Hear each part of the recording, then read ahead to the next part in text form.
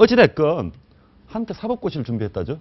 했겠죠. 법대 나왔는데. 예, 성균관대 법대 나왔지 않습니까? 사법고시를 준비하다가 지금 굉장히 경제적으로 어려웠다. 예. 그러면 이 경제적 어려움이 이 사람이 더 극단적으로 행동을 하도록 올린 배경으로 볼 수 있는 거 아닙니까?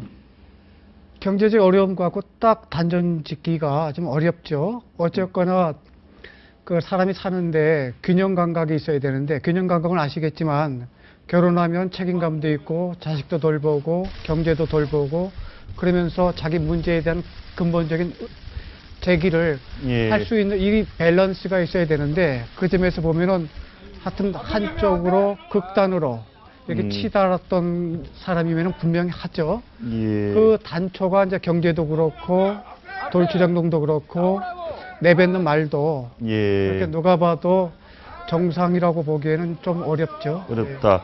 어쨌든 저는 경제적인 어려움이 약간 극단으로 몰아간 측면이 있는 것 같은데, 주변 사람들이 어떤 얘기를 했는지 저희가 좀 들어보고 싶은데요.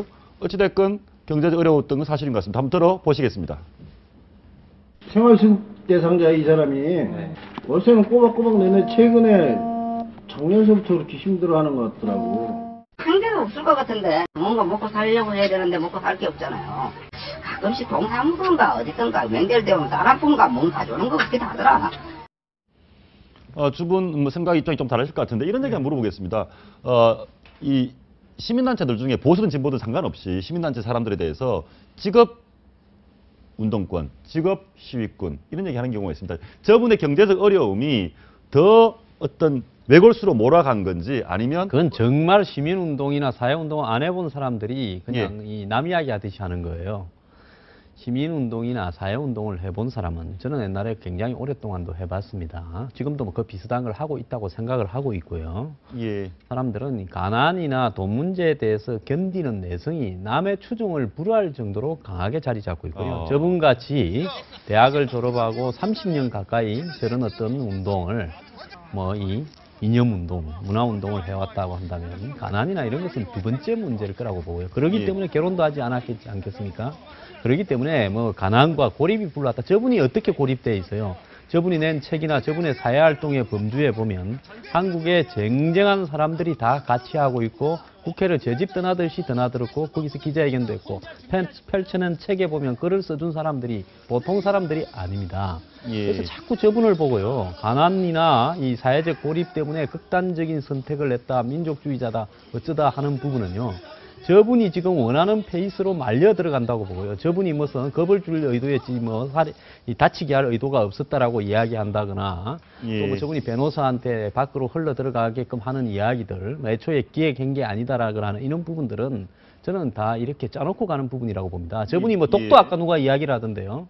저분이 독도 문제를 거론한 거는 일본의 방위백서, 즉 미일 이 서로 간의 이 방위, 그러니까 한국을 중심으로 한 한미일 삼각 방위 구도, 그 안에 이제 독도가 하나로 부분으로 들어가 있는 거지. 이 일본의 그런 어떤 방위 전략, 미국을 중심으로 한 이 부분을 갖다가 무력화시키기 위한 의도가 다분히 있는데 그 어떤 대외적 구실을 독도 지킴이로 잡았다라는 겁니다. 그렇기 때문에 저분이 독도 운동을 했다라는 것이 전혀 저분의 이력에서 민족주의만을 부각시키는 것이 아니라요.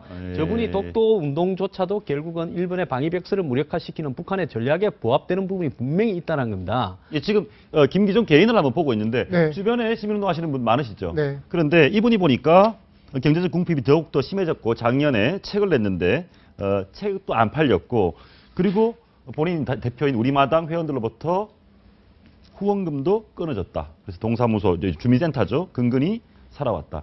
주변에 시민단체 활동하시는 분들이 지금 황 소장님 말씀대로 이렇게 극단적으로 경제적으로 어려우면 어떻게 반응하십니까? 지금 김기종 씨가 대표로 있는 그 단체가 겉으로는 단체이지 제가 보기에는 단체가 아닌 것 같아요. 단체가 아니다? 네, 그렇죠. 왜냐하면 아마 그런 단체가 꽤 많이 있죠, 사실은요. 그 진보 쪽도 그렇고 보수 쪽도 그렇고 그냥 간판만 있고 그다음에 활동만 겉으로 그럴듯하게 하지만 실제로 시민단체라는 게 뜻을 같이 하면서 봉사하면서 자기 돈 내면서 자기 성공 죽이면서 하는 일종의 희생이거든요. 옛날에 우리가 민주운동할 때는 꽤 그렇게 어렵게 참 일굽고 같이 연대하고 같이 고민한 단체가 꽤 있었죠. 지금도 따지고 보면 이쪽이나 저쪽이나 굉장히 건전한 보수단체나 진보단체는 역시 아주 적은 월급에 자기 희생하면서 각자의 인생관에 따라서 활동을 잘 하지요. 예. 그런데 적어도 이 김기종제 단체를 보면은 일단 회원도 없고 그다음에 회비도 별로 없다는 그 자체는 그 단체 자체가 설득력이 없다는 자체니까 일종의 시장의 구조로 보면은 별로 그 활동의 그 정당성이 거의 없었다고 봐야겠죠. 그러면 네. 지금 소위 말하는 진보단체, 네. 진보단체에서도 김기종에 대한 동정심은 전혀 없는 겁니까?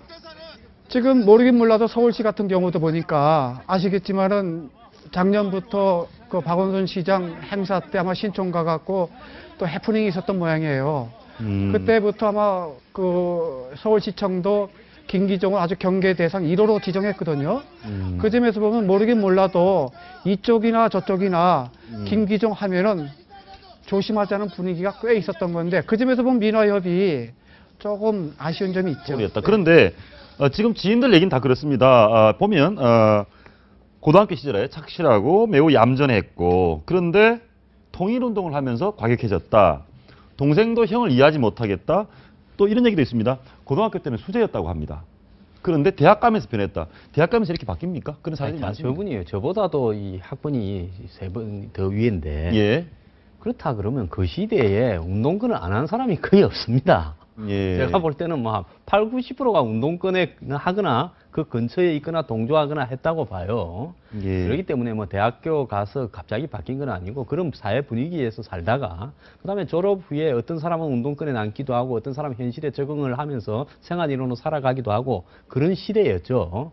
근데 저분 같은 경우는 운동권에 사실상 남았고 그 행태를 문화운동을 행태로 한 거지 운동권이라고 봐야 되는 겁니다. 예. 그리고 그 시대의 메인 어떤 이 운동권 흐름이 주사파였고 그분은 그런 부분들을 고수해 왔고 NL 주사였죠. 예. 그리고 이제 저분이 그 예를 들어서 지금 현재로 봤을 때는 그 저분이 그 현재 이 사회운동 진보 좌파 쪽의 사회운동권의 주류는 아닌 것 같아요. 근데 그런 부분은 황선 씨 같은 경우에도 윤기진 씨 같은 경우에도 뭐 크게 주류라고 볼 수도 없고요.